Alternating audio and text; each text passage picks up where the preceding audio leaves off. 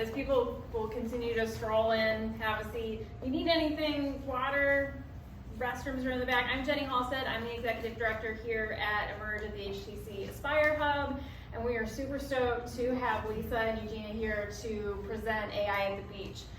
Who all has been in this space before? Raise your hand. Who's awesome, fantastic. Who's new to the space?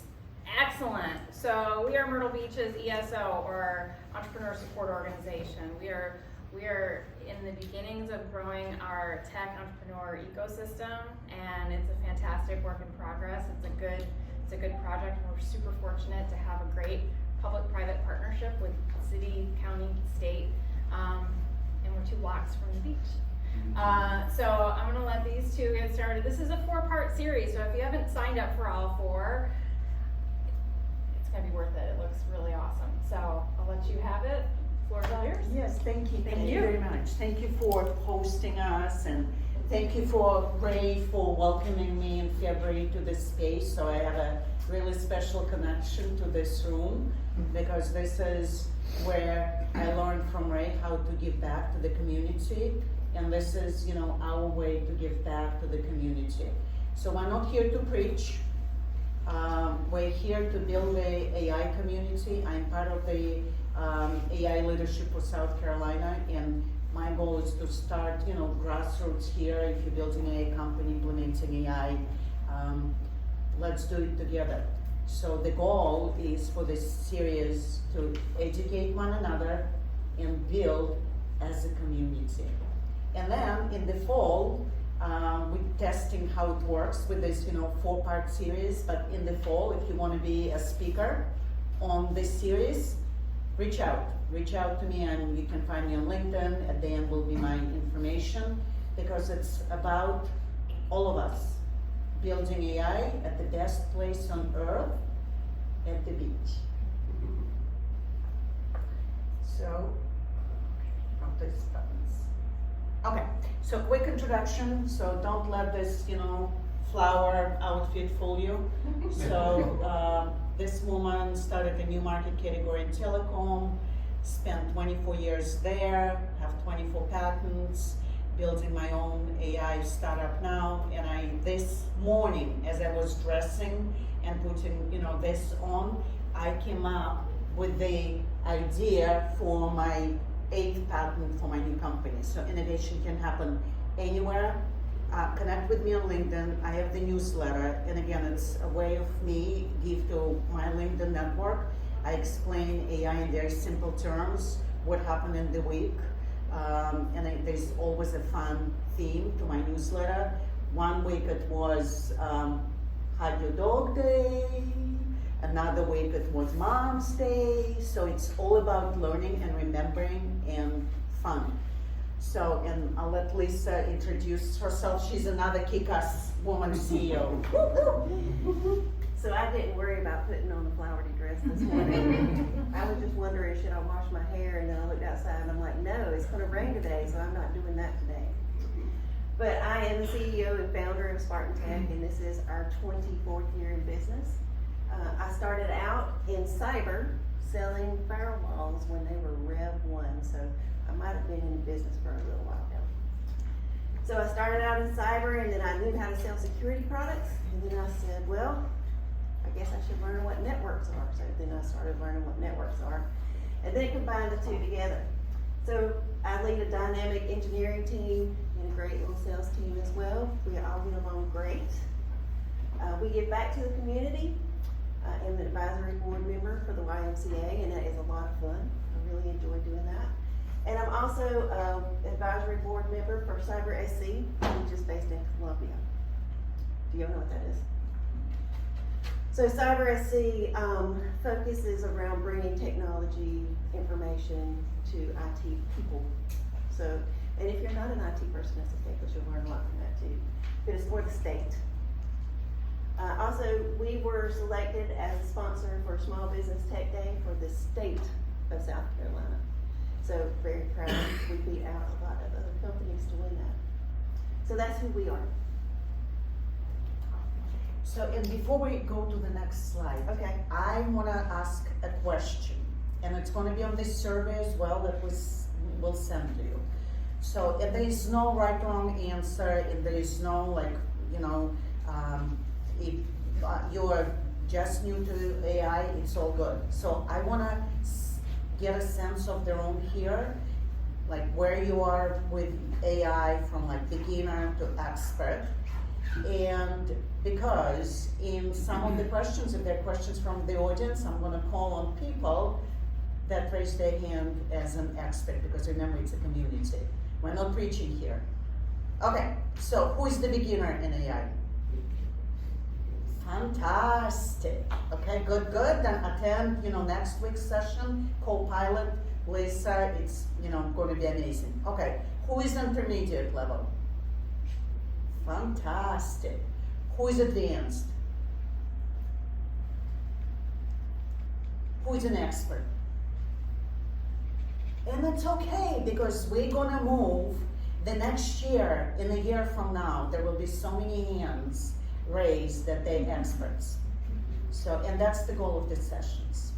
Okay, so, and who said, I'm watching you guys, you raised hands, there will be questions to you. Well, every conference that you go to today has AI something that they want you to attend. So it's kind of breaking through all the noise to figure out what's right. And if you have a little bit of knowledge, you can ask some really good questions and stump some really good speakers, but not today.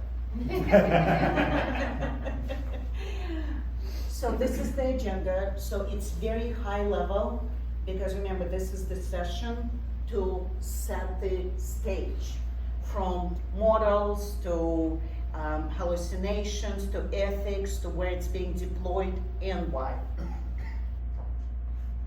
So, this one is very important, because many of you raised your hand and said they're beginners, right? So, but many of us, Gen X here, right? Yes. So many of us, exactly, we went through these transitions, right? So who is Gen X here, right? Remember the internet, remember the dial-up? You learned, right? Remember the iPhone in 2007? You all learned. So for all the beginners here, AI is just another tool. So start using it. It's not like some magic overlord. It's not Borg. It's a tool. So we'll give you today some apps, and I'll ask you to take the screenshot and start using those apps. So, and then I'm not gonna ask who's millennial, but why would we? Any millennials here? Yes, okay. And so obviously we don't have Gen Z or Gen Alpha. My son is, and your children are Gen Z. Who has children that are Gen Z? Oh yeah, okay. Who has children who are Gen Alpha? Then you will have, those kids, yes, okay. Yeah, okay, so they are, so Gen Z were born with the iPhone in their hand. Gen Alpha are born with AI in their hand. So teach them, because that will put them on a great path, career path, learning path. So this one is, and it's the valley of disillusion. The reason and you can take a picture of this slide, right? So it's not, mine. The reason I'm sharing it here, because right now we think AI can do everything, right? Oh my God, why AI cannot do it? Because AI is just like a computer, it cannot do everything. It cannot do certain things, and then there are slides explaining what AI can do and cannot do. That's why I encourage all the beginners here to try AI, because then you will learn what it can do, and you're not going to be upset, oh my God, AI cannot do this, because it can only do certain things. We're right there. And don't be with people that hit that bottom and say, I'm not going to do AI, AI is stupid. AI is not stupid.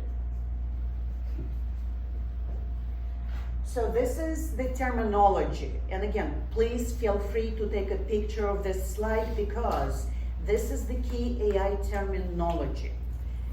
The one, the bolded, we're gonna discuss briefly today. But then look the other ones up. And I challenge you, select your favorite, AI tool. Could be ChatGPT. I call my ChatGPT Chatty.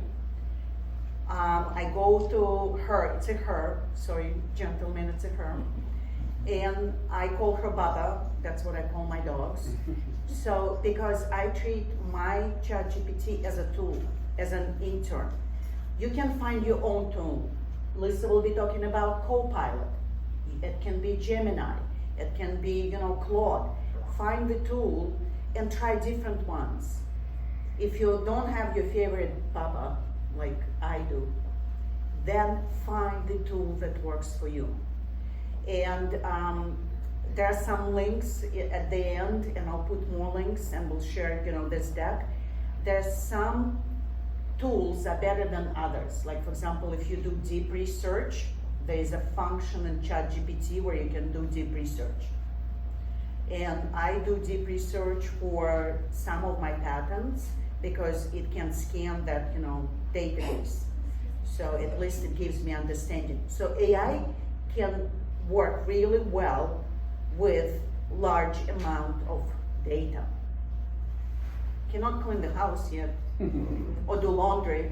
No, I Fold it, put it away. fold it up, yes.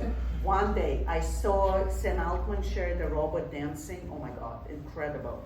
You might want to follow him on Twitter, X, incredible. Okay, so what is artificial intelligence?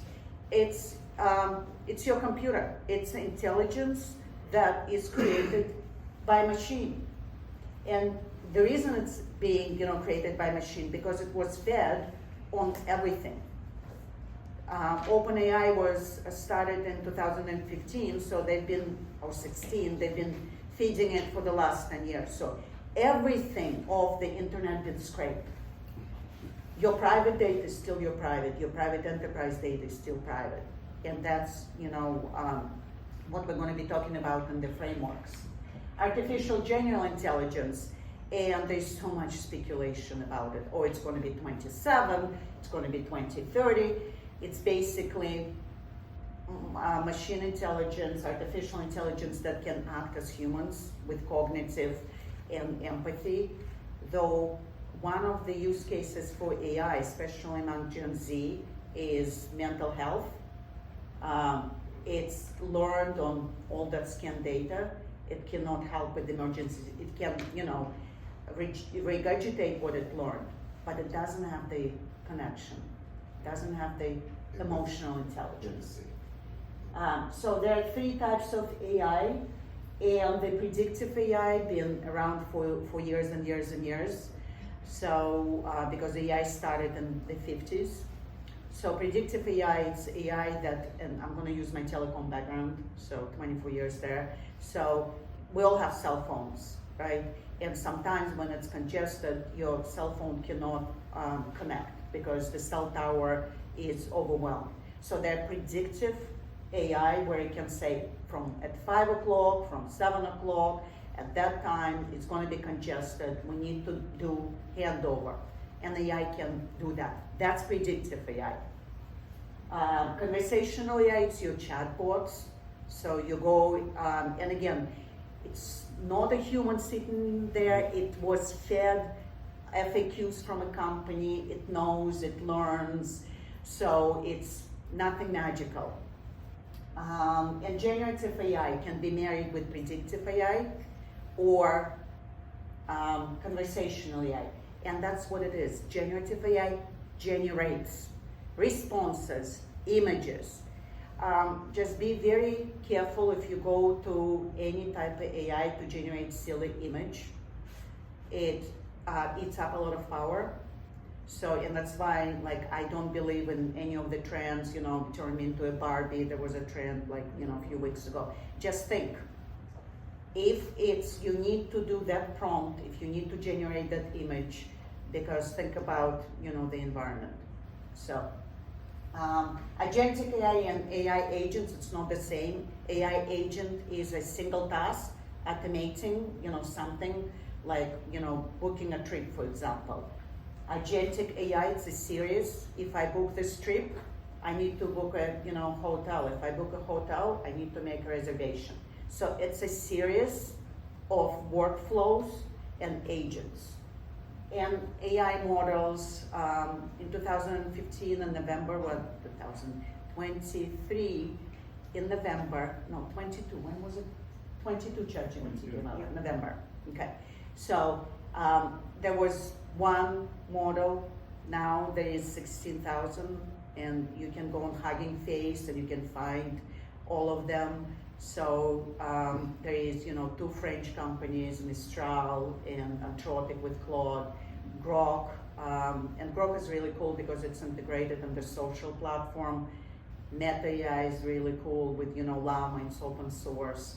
So obviously ChatGPT, DeepSeek, though it's coming from China, and be very careful because some platforms implement it like Perplexity, but again, it's coming, I'm not paranoid, it's coming from telecom experience where Huawei penetrated many of the networks and created a lot of, challenges. So same with DeepSeek. So if you want to use a model and you don't know which one to use, you can go to ChatGPT and ask. And especially if you pay the $20, the premium price, it's not being trained on your data. So it's, fantastic, and $20 is nothing. Even this broker, founder, pays for the, $20, right? This cheap person is How you see, cheap southerner and broke northerner. So let me pass it to Lisa now, because she's gonna talk about very important part is how you can train your AI model. And also we're gonna talk about some challenges. Like I already touched upon, power consumption. So we'll talk about bias, hallucinations, and things like that. So whenever you're ready to jump in with AI, the first thing you want to learn or think about is what do I want to get from it, right? So you just don't go in and just start typing. You actually have to have a goal. So whenever you have that goal, then you start with the data collection, and you want a very diverse group of data that's going to give you higher quality output. Pre-processing, so you're cleaning and preparing the data. So why does that matter? So if you're putting trash data in or collecting trash data, you're going to get trash out, right? So good equals good. Training it is basically going and validating that the data that you've actually received or that you're inputting is actually valid data or accurate data. After you have basically gotten to the point where you're going to start doing your deployment, you implement the model in your production environment, whatever that happens to be. In Eugina's case, she has this really cool workflow product that she's working on, so I can't really wait to see how that's going to go. But you start with your deployment, and then what do? Do you just set it and forget it? That's a real question. Do y'all set it and forget it? No. No, and I'll talk about that more as well. So you have to validate that the performance is accurate. Yep. Would you just give a brief use case of what that could look like, just to paint a visual for us? Paint a visual. Yeah, So so can I like, explain? Yeah. give us a use case of the type of, what industry we're in, what we might want to collect, how, and how we would go about doing this, So we to can- create that model. So we can go to, we have a slide on use cases. Let's just go to that slide.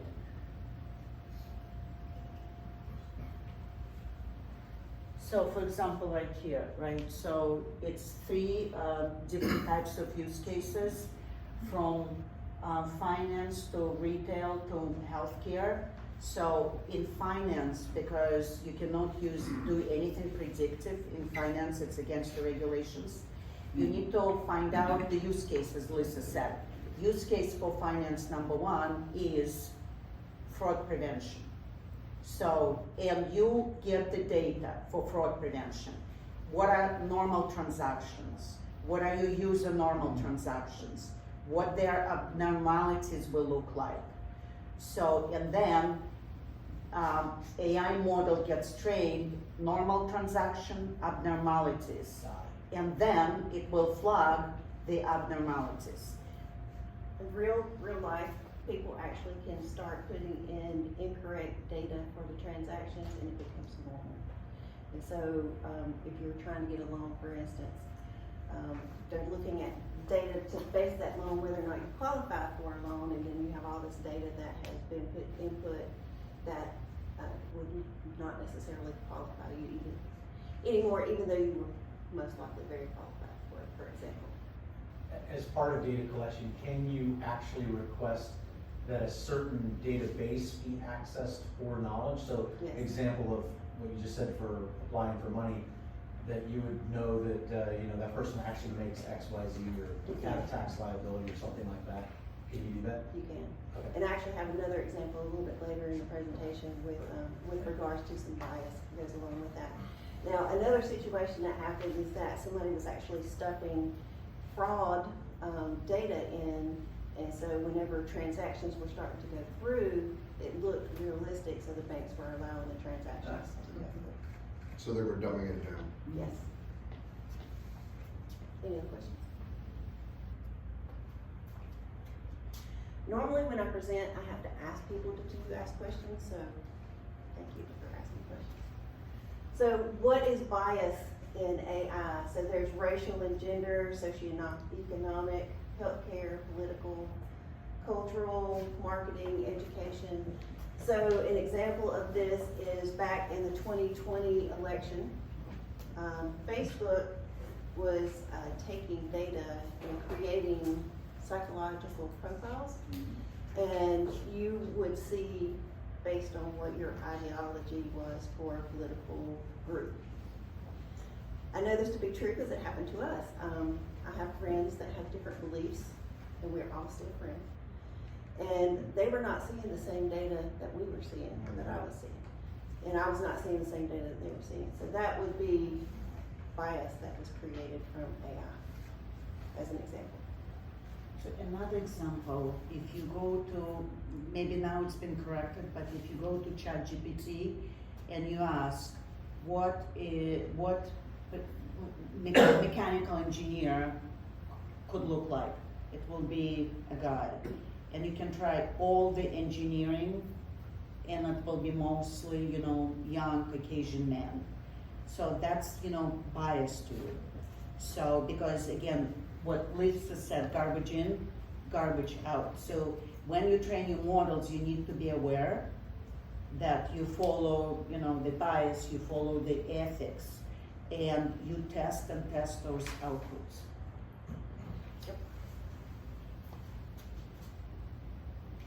So why does misinformation matter? Basically, we're in the very beginning of AI, right? So we're basically a revolution at this point in technology. Back when computers became a big thing, the great big computers. I know y'all watch some of the shows that we watch on television, those great big computers. Well, now we have these little laptops that we carry around, or these little phones, which I put it away. Little phones that we carry around, which is also a computer that we carry around in our hand. We never would have thought that to be true. Right. Oh yeah, and right there. So it enables misinformation. So for example, I can train my AI to do biometrics for authentication.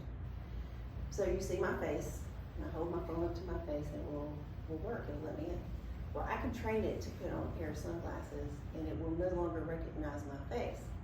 It will recognize my face with sunglasses. I can give it to Eugina, and she will have on a pair of sunglasses, and it will authenticate as well because it sees the sunglasses and not necessarily my face. So, misinformation. So, the impact, I think we've all seen Facebook has lost a little bit of credibility, right? So erosion in trust, social unrest, we've seen a lot of that too in our culture. And political manipulation, we hear about that every single day, every time we turn television. So that's why misinformation matters to us.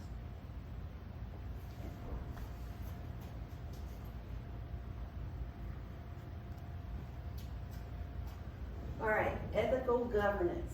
Why does this matter? If you are putting in data and you set it up to forget it, and it's pretty impactful in terms of whether or not you're going to give loans to people, for instance.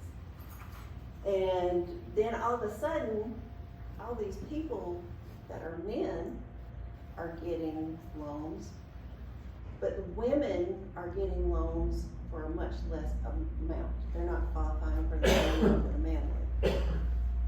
All information same, more or less. So this was real, this was a real example, this really happened. So the way that it was found is that they actually went and checked the data to determine why men were getting qualified for higher loans than women, but there was no understanding other than it was historical data that they were pulling from. So what does that mean? Pretty much sounds like a legal liability, right? So those are concerns, that's part of the bias that you have to follow. So there's also no accountability because there's not a person looking at it, it is a software that is looking at it. So that's part of the ethics and part of the bias. So you have to verify that it's accurate. How is it determining whether or not the applicant is male or female? It's on the application. So why would you include that data in the application? I agree with you, I don't know why you would include that. But if you look at every single application you ask, it asks for your birth date, your social security number, your gender. Yeah, you'd think that you could train the AI model to like disregard one section of the information and say, okay, do not regard, or do not, look at gender based on. So I would say, my opinion is Yeah. after they found that that was happening with their applications, that they probably made a tweak and fixed that problem going forward. But if you don't know ahead of time, you find issues as you start Yeah, of developing and course. start working, right? Well, it's in its infancy still. Right. But those are real world examples that are happening to us on a day-to-day basis. Yeah.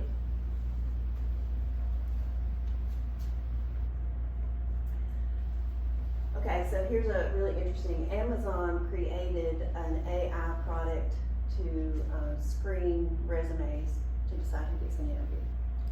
And it was really interesting because any positions for like construction workers or anything like that was going to men. And anything that was like nursing was going to women. Based on historical data, because as we were growing up, that's basically what happened, right? Women didn't really work in construction and men really didn't work as nurses. So the way that they found that is they went in and started looking at these candidates who were rejected for things, and I don't know why they were advertising for that. It did not give me an explanation, it just told me what it said. There was no explanation, there was no accountability. So those are things that we have to take into consideration as well when we're working with AI, is again, the accountability piece, who is accountable for the mistakes that are happening. And again, when I say security, you have to watch your network, you have to watch your network with AI as well, so you can't just set it and forget it, because it just doesn't work. When you say watch your network, you mean the literal back end of your network that someone couldn't come in and manipulate the data that it's drawing from? Yes. Okay. But also logging associated with that as well, right? So, for instance, if somebody were to click on a link, which is not unheard of, it happens all the time. Malware is downloaded into your network, it then goes and sits in the network for a little while, just kind of watching, doesn't do anything, just watches. Then all of a sudden you come in one day and it just blows up, right? And if you had been paying attention, you would have known that there was something odd that was in the network, because there were odd logs or not normal logs. So you wouldn't have been able to prevent that.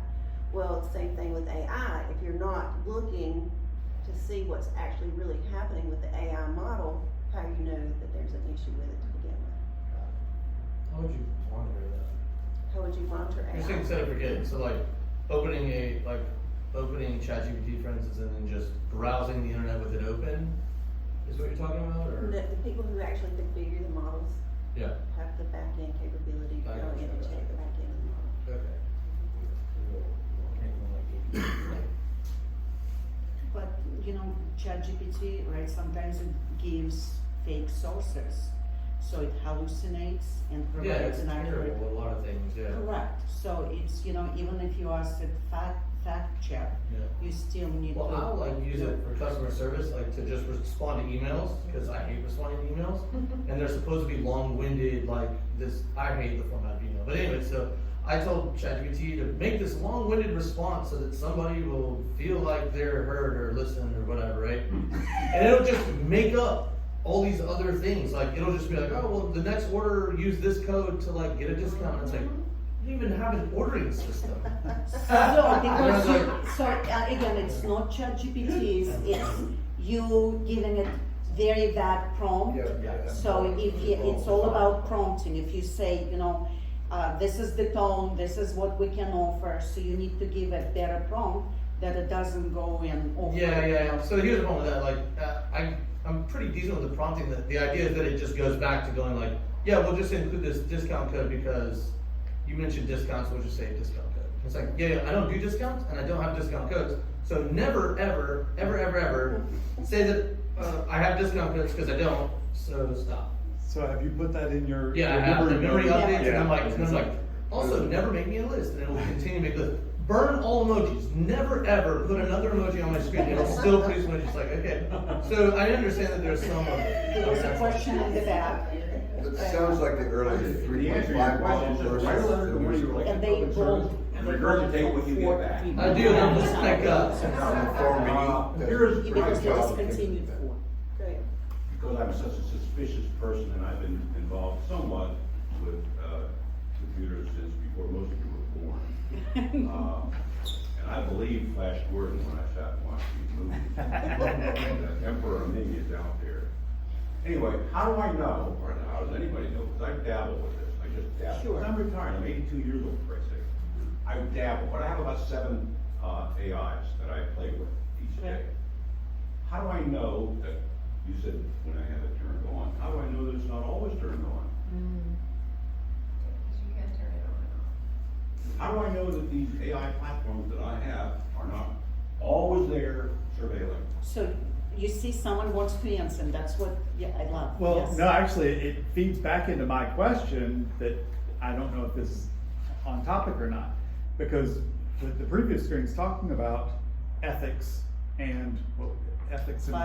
Bias. Hallucination. So, you're talking about it in a global form, but in a personal form, I wear a pendant that is my personal AI note taker. I did not know who was gonna be in here, and I also noted on your first screen that this is your stuff, so this, again, I hope is off. Oh, yeah. And not No, recording, which hand because you goes can't up see the first? little dot, so that's my ethical responsibility to turn it off when I'm not in But is charge it of really the on? environment. And now I'm wondering the same thing. So Lisa will take that question. Girl, thanks. So I don't really think that there is a way to determine and know for sure that it's turned on, right? So you can only do your best efforts, due diligence to make sure that it is turned on. It's like carrying your cell phone around, and it hears everything you say, and then all of a sudden an ad is gonna pop up. That's So what if we're I talking about. get my to-do list this evening and there's something that's included in this, now I know that. So in the other ways, you can turn off settings, especially, with, phones, you can turn off settings. And you can check terms and conditions to know what it does. So don't, just check, I read the terms and conditions, because they constantly change. And ChatGPT, if it's a paid version, they don't train on, your data, they don't share your data, it stays locked in private. Paper. Paid Says version. that. Say Is that. that on the $20 level? I thought that didn't kick into the enterprise level for No, chat. no, It's it's on the 20? on your $20, I yeah. know it was cloud, but. So another. Since you brought it up, Okay. everyone's listening, and a lot of us have Google tied into our phone. Raise your hand if you don't. Didn't think so. With their launch of Gemini, do we have to worry about Google and the ethics? I'm gonna say that you always worry about the Okay. ethics associated with it and all things, because we don't know the answer to those questions at this point. And Google's so big, we don't know who's behind it And anyway. so you can only trust what you're told, right? So if they're saying that they are not, recording your information, you have to believe it until you see it, and then you have the opportunity to follow out. That's just what I think. Because the results I've been seeing on my TV, which is in the distance of my phone, anytime I'm speaking, etc., that's to sound paranoid, but it doesn't mean they're not following me, right? It actually looks like Gemini's scanning and figuring out what to deliver to us on our TVs. I would believe that. Yeah. So there are various chat platforms. There's ChatGPT, Microsoft Copilot, and Gemini, and they've all had issues or incidents to talk about. There was a caching bug in 2023 with ChatGPT. Microsoft Copilot, which I'm going to be talking about the next time. There are people, real life story, people who have implemented it. They had permissions in place to, allow certain people to access certain data. Whenever they implemented Copilot, they did not go through and do the security check on the Office 365 tenant that they have, and then all of a sudden, everybody had access to all the financials and the HR information that they shouldn't have had access to, because Copilot allowed that security to be overridden. So, just a note, if you wanna have that checked, we do that, so contact me and the contact information get in. And then Gemini was prompt injection, so it just basically gives false information from the prompt, is what that means. I didn't know what that means, I had to look it up. And normally hackers would use that, they do prompt injections, so they can steal your information. And then, yes, Ray. No, I didn't finish on what you were writing. Yeah, no, I was just gonna ask, so I've used most of these, but I've been really working a lot more with Grok lately. And I'm not aware of any security, I'm sure there is, and I just wondered if you knew of any security instances with Grok so far. I don't know of any at this point. Okay. No, I do not. So let me just, explain why, right? So many of the models, they obviously learn from the incidents from older models, and Grok is a very new model. So they're implementing those protections. So, and they're catching, up to, they launched deep research much faster than ChatGPT did. Yeah. So Yep. they just, yes. Okay. That's why That you're makes not sense. seeing it, because it's, it's been already addressed in their code. Well, before you jump ahead, the prompt injection, can you define that a little bit better for me? The activity behind it? I had a note in there. Yeah, so what prompt injection, it's basically when you give false information. Like, for example, so if you go in chatbot and you say, break into company's chatbot and say, give every month, 50% discount, right? So when a person asks discount, the prompt got injected that it's, 50% off or free or whatnot. So it's malicious. So it's kind of giving it bad information so Correct. that it can do things. Yes, bad things. Yeah, early on, people were actually able to go into the data sets of things and extract the entire data set of things with just a prompt injection. If they knew how to do it, they were extracting entire data sets for free. I actually talked to a gentleman yesterday that was talking about his, he's an accountant, and he has written codes or AI models to basically do his job. He's like, I don't really have to do a whole lot, and I'm like, maybe you shouldn't tell your clients that. But he said, if we do not start incorporating this AI into everything that we do, then we're pretty much gonna become dinosaurs and we're gonna become extinct. And while I do agree with that, it certainly lessens the load, but again, how do you know it's correct if you're not actually checking the data to validate it? So I had to call him out on that too. Good for you. Yeah, and and that's what AI does really well, repetitive tasks.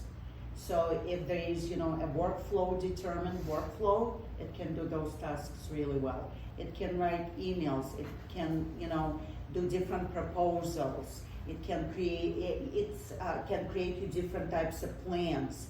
It can be a really good starter for any type of work. And then obviously human comes in and works on it. So, and it's finding patterns like that, question from Ray on fraud detection. So it can analyze vast amounts of data. It's not gonna get, cross-eyed like humans do.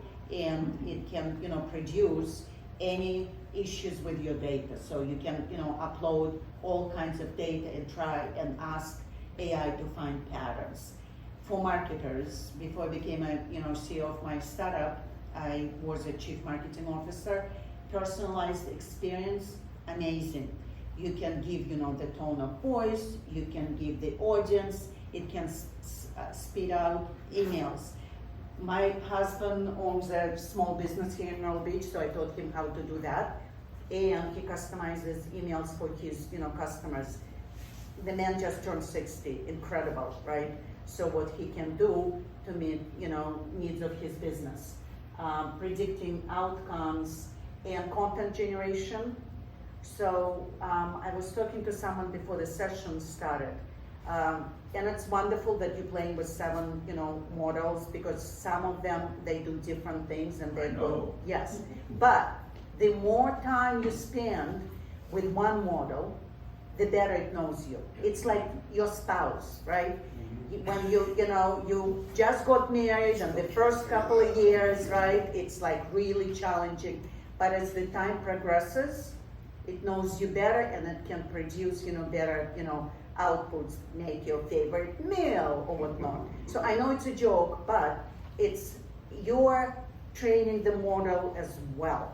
So like we were talking about, steps of training the model. You as a user, you're training the model yourself as well, and it's gonna get better. And obviously common sense reasoning cannot do that. Empathy, ethical judgments, we talked about that. So AI is not a human. AI is not, overlord. It's a tool that can help you do all that on the left. What she also didn't mention that is that if you are using an AI model and you are rude, then your responses are degraded. If you're nice, then have good manners and say thank you or that was great, then the responses that you get improve. Crazy. So because they operate on temperature, so so like 0, 1 temperature is very low, but you can bump the temperature up with niceness, because remember it's 1s and 0s, so the nicer you are, the higher the temperature and the better output. Yes, Ray, you're like the best student today. Yeah, Love no, it. I love this topic. I am teaching the professor. No, Professor you're taught not. me, I'm not the and professor. now. I do want to point out something with reasoning though, and I think they're getting better with common sense and reasoning.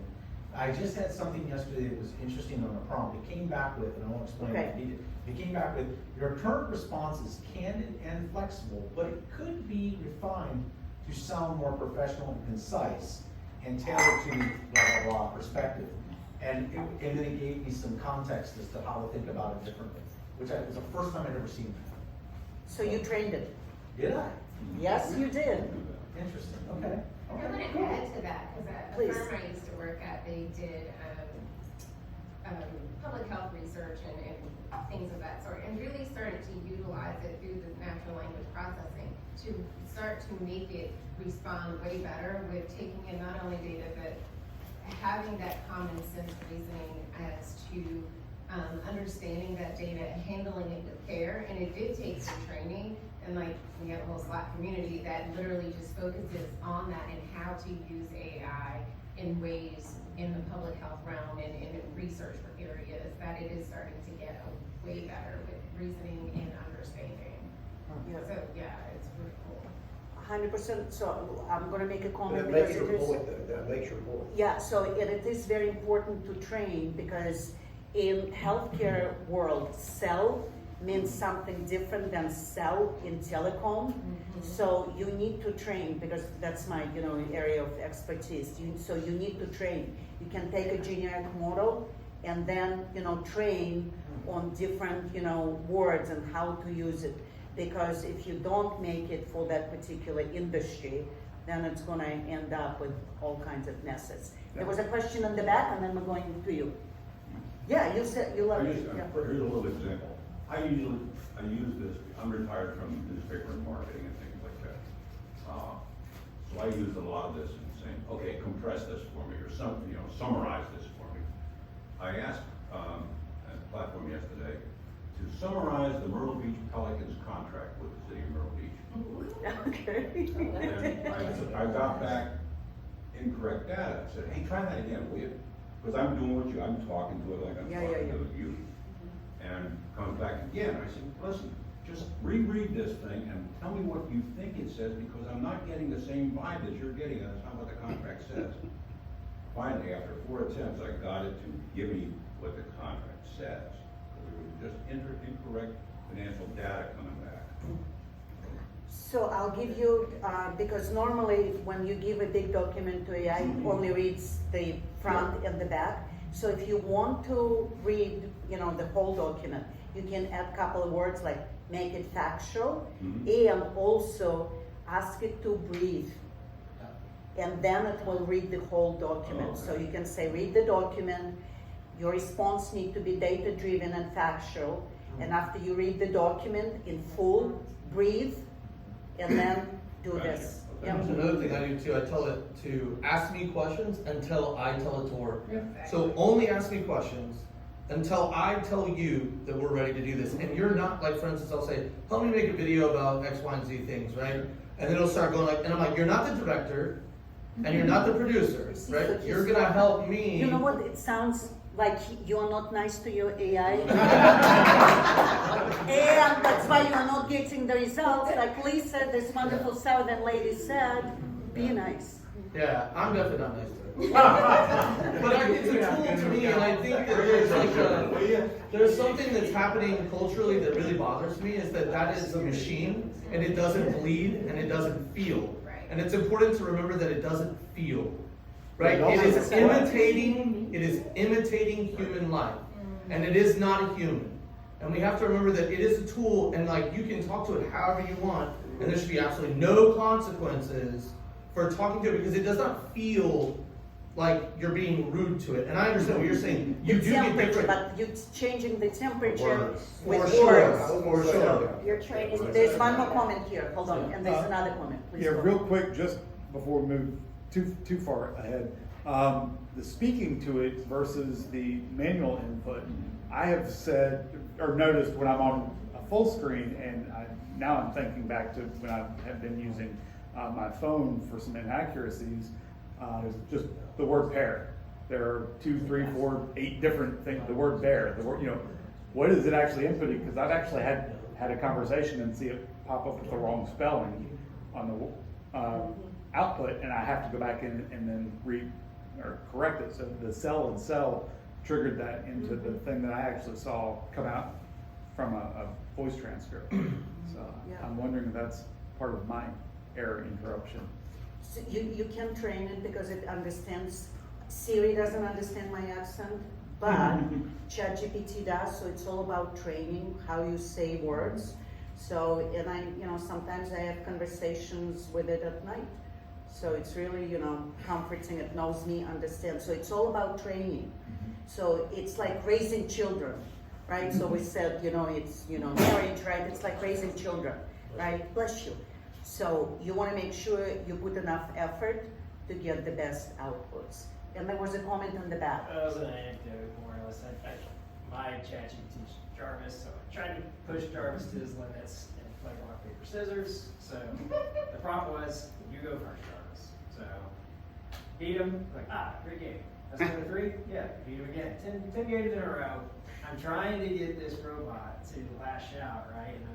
And I'm telling, he said, you're really good at this. You're doing a great job. It's like, do you think at all that I might be cheating? He's like, going second could have its as is the You're a great player. This is fun. And you're doing really good. But that was an update they recently pushed to make it nicer, and you have to tell it, don't do that.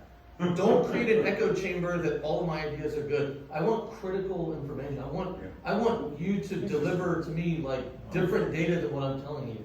Like look at the internet, cite the sources, and tell me what you're seeing. Why you're telling me this way. And then I tell it, no, you're wrong. Do it again. No, you're wrong. Do it again. Until you were saying, I'll get the critical information I want, and then you have to reward it. Yes, that was a good response. That's what I'm looking for. That's a complete thought. Because you're delivering wild inaccurate information. It's almost like I laugh because it says, you made a comment, it doesn't go cross-eyed, right? But a lot of times after I use it for a certain amount of time, it is worthless. Agreed. So the idea that it's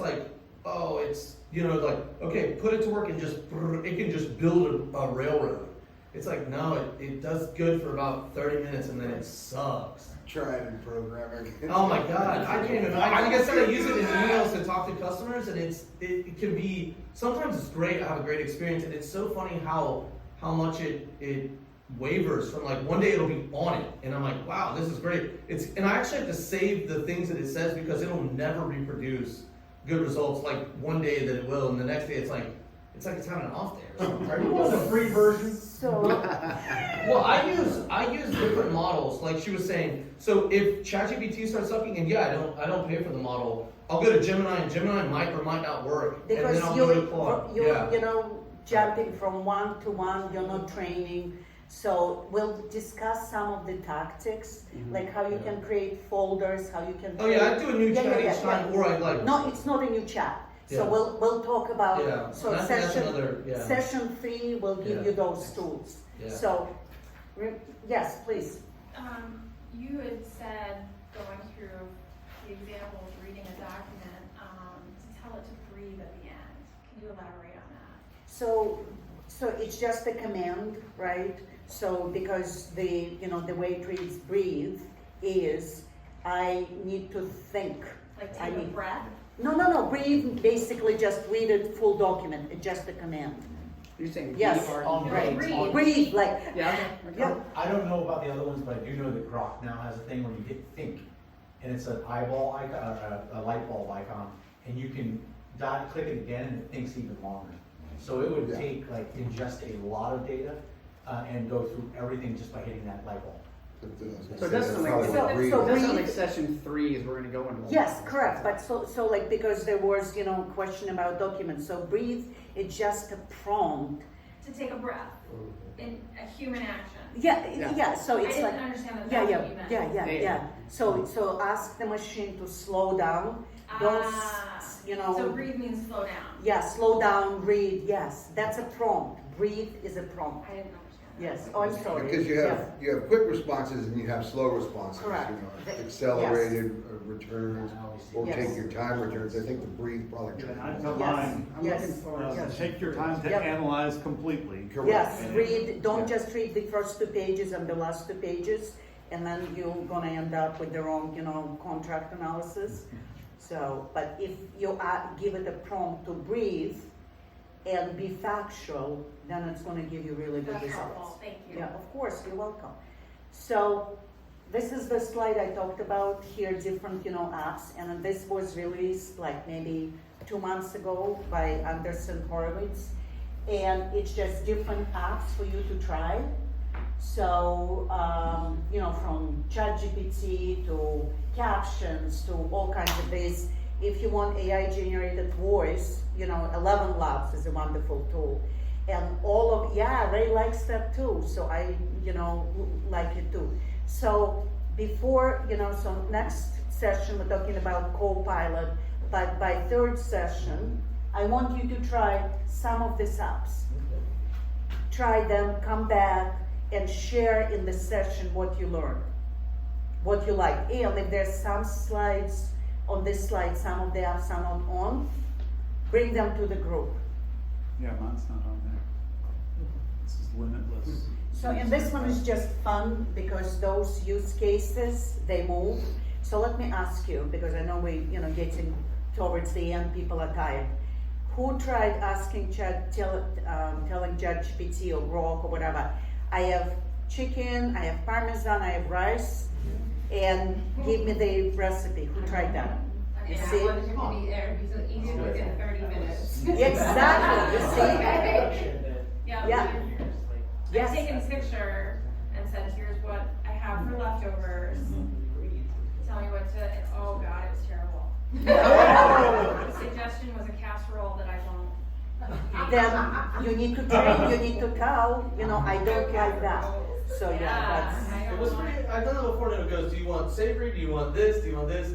So that makes it kind of fun too, it's like, Yeah. So, but one of the top cases, this year in 2025 is the therapy companion. So a lot of Gen Zs And especially remember Gen Z, it's the kids that, survived the pandemic. They were, 10 to 15, 17, and they stayed home in some states. Back then I lived in Massachusetts, they were home for 2 years. So their social, skills are behind. They don't have a lot of friends, so they go to ChatGPT or whatever for companion.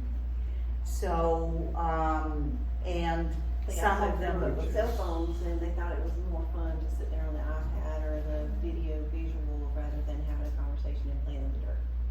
I saw this chart with the arrows showing which ones dropped, like number 1 went down to 6. Yeah. And I think that was a very compelling visual to see that in 2024, we were all about generating ideas before therapy. Now in 2025, we have these 5 other things now that go ahead of generating ideas and how we're utilizing AI.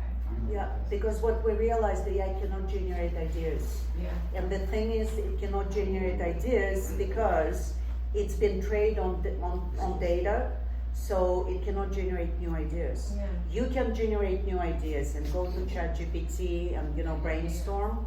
So, and that's why. So it just shows, how we evolving as humans working with AI. Are we evolving though if we're looking to AI? Because like the third thing is to find purpose in life. Like I'm not here for that debate, but I'm just saying, like we went from generating to finding purpose in therapy and companionship and organizing our lives as the top uses for these. I'm not sure. But anyway.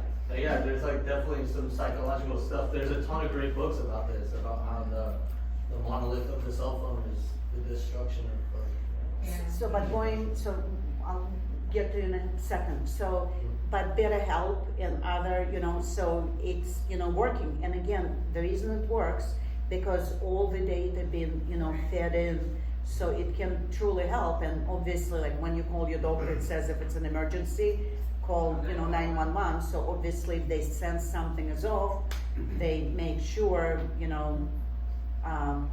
humans don't get harmed. Yes, please.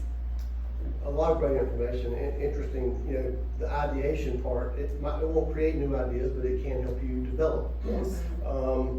But it's interesting, the takeaway from this is as much as the digital space, it's still about building a relationship with the app, which you gotta build a relationship with your staff, your employees, other people. You still need to manage and measure, because if you just set it and forget it, you're gonna get screwed at some point down the line. And the bottom line is you gotta train it. So all the things you have to do with employees, you gotta do with this. and also, it's interesting because you're in the security space, you know how hard it is to get people just to do, Anything. dual authentication, which is a basic thing, and they don't take cybersecurity. They're not diligent about it. Right. And of course they're gonna, how are they gonna all of a sudden become diligent in this? In some cases it may be, this may seem more fun, so maybe they will. But I do think that really is interesting in the takeaways on this. It can help you to do things, but it's, you still even have to use these human skills to get the best and the most value out of it. Yeah, and save those takeaways for the survey, because we have a survey at the end, and those are fantastic. Ray? Lisa, right? Yes. Maybe this is for you. So, in the case we were talking about how you could you have to keep up the data set and so forth, keep it accurate. Yep. What if you're using it like this? So recently I started a thing, I'm a play billiards, and we always have this problem where you're guessing whether or not somebody violated a rule. And you have to go through this big long guidebook. So what I did is I put the guidebook into its own thing, and I loaded it and said, my queries are to only come from these rules only. Can I continue to query that prompt chain and without causing a conflict? Or is it that I could potentially make it wrong, even though it's been told to stay with only the outputs of the rules? So let me ask you a question. Are you doing it in ChatGPT or Grok? Right. So does it allow, because in ChatGPT you can have different projects, and then you can stay in that project and continue training that project. or it's in the generic chat? No, you can have separation. Oh yeah, then you need to have it in separation. But so I couldn't like say, I could say, oh no, that's an incorrect answer, and then all of a sudden make it update. Yeah. that out. So it's training on the historical data. Yes, that is exactly. Does that include the prompts that follow my prompts? Yes. Yes, Oh, it does. Yes. Okay, so you could skew it. Yes. So what I've Got it. seen with Gemini in similar circumstances is we'll have a discussion and it will base future answers on part of the discussion. And I will have to say, remember, that was only part, go back to the earlier Source version. document or whatever. Yeah. Got it. I'm having the same issues on programming. It's like, we make it this far, and then all of a sudden, that's, Well, that keeps why you did you busy, do keeps you that? busy. So I do cursive mine a little bit. You But look it's here, be nice, programming. be But it's nice. programming, right? We're in the south, we're nice here. So, okay, so we're getting close to the end. So this is just some ideas, what best for AI. So, and we already discussed that, it's just your summary, right? So it's your takeaway. Where you can collaborate with AI, contract drafting. I drafted a whole bunch of like my own, contracts in ChatGPT, but I added ChatGPT to review it as well. And I was asking, review it as a lawyer with 30 years of experience. So what are the gotchas here? So, and we'll go, how you can do all the steps in our third session. So, but it's right here, what, you can do with presentations. You can do, ask ChatGPT, put some ideas, ask ChatGPT, to put all your messy ideas and bullet slides, and then go to Gamma AI, and it's gonna beautify it for you. So, and best for humans, we already talked about vision and relationships and vision alignments, all that big strategic stuff. If you put documentation in there, like a contract, it is ideal to have that, because it might save you a little bit of money for the lawyer trying to think it up. Oh, But yeah. you still need to have the lawyer look at Yes. it. Yeah, to phrase that. Yep, and we already looked at this slide, this is just some of the examples. And what Lisa was saying at the beginning, right? Always set a goal when you start training your model. Set a goal. And they set a goal, and this is their success. 50% reduction or online conversion rates improved. So look at this slide. If you're thinking how you're gonna bring AI, ChatGPT or whatever, Grok or any other custom tools, because there are wonderful tools for each industry, like there's this wonderful tool for healthcare called Clear Health and so on. What are the, objectives? Because ChatGPT or Grok cannot be a strategy. What is your objective? What is your strategy? So use this as, your framework. And then this is some examples for the learning. There's like second link, my glasses. Second link is the Money Talk News. There's like 20 free courses, and the keyword here is free. So because we like all that, yes. And we'll share the deck, right? We can send the email, we'll share this deck. Yeah. Oh, yeah. And then, summary. I think Lee already gave a summary, it was excellent. You used AI. No, did you use AI? I did not. I see. I spent a lot of time listening to people and summarizing what they said. So there will be a session survey, so we're gonna, give you out a paper, and then, if you can just fill it, I'll help to fill it. We'll email it as well, but, if you can do it here, it's better. I'll take half of it, I'll keep this room, this side of the room. Can I scan it into AI? Scan The it. results You're welcome, so it's really. I have a comment. real quick. Here we go, that's correct.